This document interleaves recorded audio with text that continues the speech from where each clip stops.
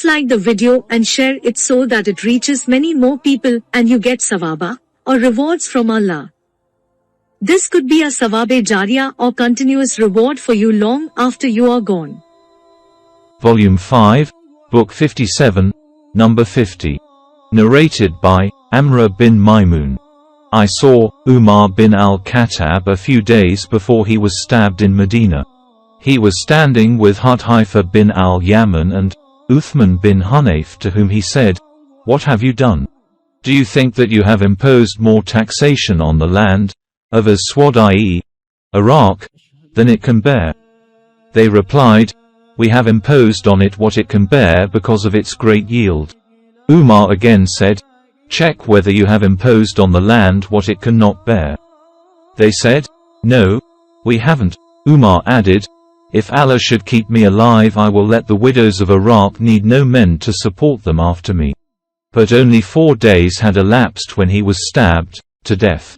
The day he was stabbed, I was standing and there was nobody between me and him, i.e. Umar, except Abdullah bin Abbas. Whenever Umar passed between the 2 rows, he would say, "Stand in straight lines." When he saw no defect in the rows, he would go forward and start the prayer with takbir. He would recite Surah Yusuf or An-Nahl or the like in the first rak'ah so that the people may have the time to join the prayer. As soon as he said takbir, I heard him saying, "The dog has killed or eaten me." At the time he, i.e. the murderer, stabbed him. A non-Arab infidel proceeded on carrying a double-edged knife and stabbing all the persons he passed by on the right and left, till he stabbed 13 persons, out of whom 7 died. When one of the Muslims saw that, he threw a cloak on him. Realizing that he had been captured, the non-Arab infidel killed himself. Umar held the hand of Abdurrahman bin Auf and let him lead the prayer. Those who were standing by the side of Umar saw what I saw, but the people who were in the other parts of the mosque did not see anything. But they lost the voice of Umar and they were saying, "Subhan Allah. Subhan Allah," i.e., glorified be Allah. Abdurrahman bin Auf led the people a short prayer. When they finished the prayer, Umar said, "O Ibn Abbas, find out who attacked me." Ibn Abbas kept on looking here and there for a short time and came to say, "The slave of al-Mughira." On that, Umar said, "The craftsman." Ibn Abbas said, "Yes." Umar said, "May Allah curse him. I did not treat him unjustly. All the praises are for Allah, who has not caused me to die at the hand of a man who claims himself to be a Muslim. No doubt, you and your father, Abbas, used to love to have more non-Arab infidels in Medina. Al-Abbas had the greatest number of slaves." Ibn Abbas said to Umar, "If you wish, we will do." He meant, "If you wish, we will kill them." Umar said, "You are mistaken, for you can't kill them. After they have spoken your language, prayed towards your Qibla, and performed Hajj like yours." Then Umar was carried to his house, and we went along with him. And the people were as if they had never suffered a calamity before. Some said, "Do not worry, he will be all right soon." Some said, "We are afraid that he will die." Then an infusion of dates was brought to him and he drank it. But it came out of the wound of his belly. Then milk was brought to him and he drank it, and it also came out of his belly. The people realized that he would die. We went to him, and the people came, praising him. A young man came saying, "O chief of the believers, receive the glad tidings from Allah to you due to your company with Allah's apostle and your superiority in Islam, which you know. Then you became the ruler, i.e. caliph, and you ruled with justice, and finally you have been martyred." Umar said, "I wish that all these privileges will counterbalance my shortcomings, so that I will neither lose nor gain anything." When the young man turned back to leave, his clothes seemed to be touching the ground. Umar said, "Call the young man back to me." When he came back, Umar said, "O son of my brother, lift your clothes, for this will keep your clothes clean and save you from the punishment of your Lord." Umar further said, "O Abdullah bin Umar, see how much I am in debt to others." When the debt was checked, it amounted to approximately 86,000. Umar said, "If the property of Umar's family covers the debt, then pay the debt thereof. Otherwise request it from Bani Adi bin Kabi, and if that too is not sufficient, ask for it from Quraysh tribe, and do not ask for it from anyone else, and pay this debt on my behalf."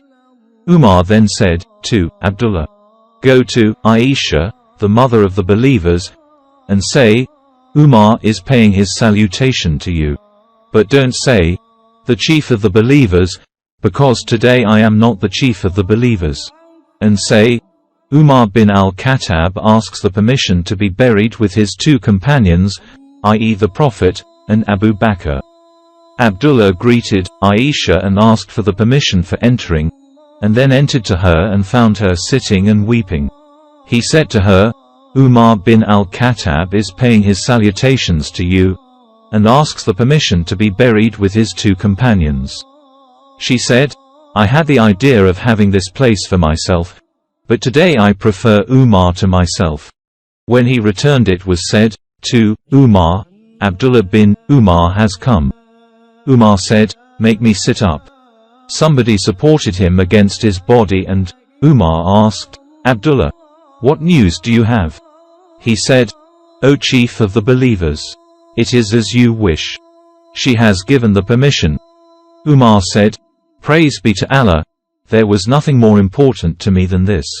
So when I die, take me, and greet Aisha and say, Umar bin al-Khattab asks the permission to be buried with the Prophet, and if she gives the permission, bury me there, and if she refuses, then take me to the graveyard of the Muslims."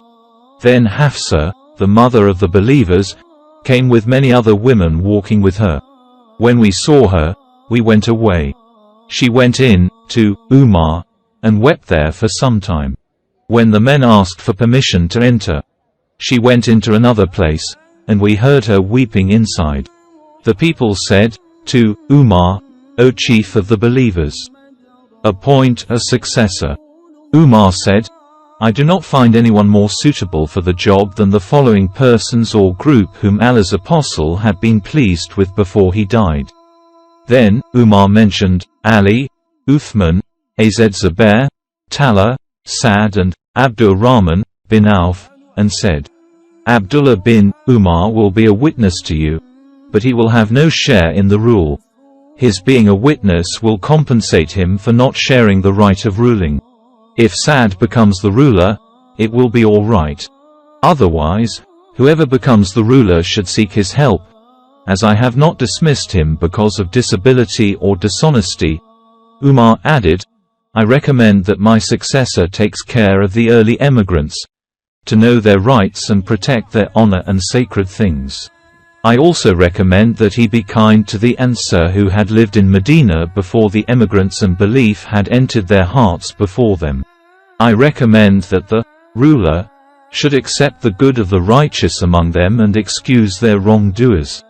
And I recommend that he should do good to all the people of the towns, Al-Ansar, as they are the protectors of Islam and the source of wealth and the source of annoyance to the enemy. I also recommend that nothing be taken from them except from their surplus with their consent. I also recommend that he do good to the Arab Bedouin, as they are the origin of the Arabs and the material of Islam. He should take from what is inferior amongst their properties and distribute that to the poor amongst them. I also recommend him concerning Allah's and his apostles' protectees, i.e. Dimmas, to fulfill their contracts and to fight for them and not to overburden them with what is beyond their ability." So when Umar expired, we carried him out and set out walking. Abdullah bin Umar greeted Aisha, and said, "Umar bin al-Khattab asks for the permission." Aisha said, "Bring him in." He was brought in and buried beside his two companions.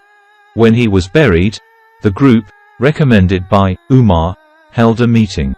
Then Abdur Rahman said, "Reduce the candidates for rulership to 3 of you." Az Zubair said, I give up my right to Ali. Talha said, I give up my right to Uthman. Sa'd, I give up my right to Abdurrahman bin Auf.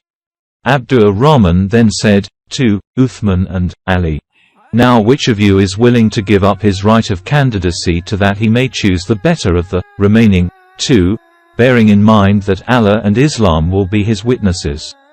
So both the sheikhs, i.e., Uthman and Ali, kept silent. Abdurrahman said, will you both leave this matter to me? And I take Allah as my witness that I will not choose but the better of you. They said, yes. So Abdurrahman took the hand of one of them, i.e., Ali, and said, you are related to Allah's apostle and one of the earliest Muslims, as you know well.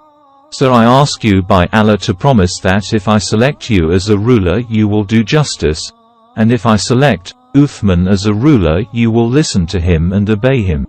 Then he took the other, i.e., Uthman, aside and said the same to him. When Abdurrahman secured their agreement to this covenant, he said, O Uthman, raise your hand. So he, i.e., Abdurrahman, gave him, i.e., Uthman, the solemn pledge. And then Ali gave him the pledge of allegiance, and then all the Medina people gave him the pledge of allegiance.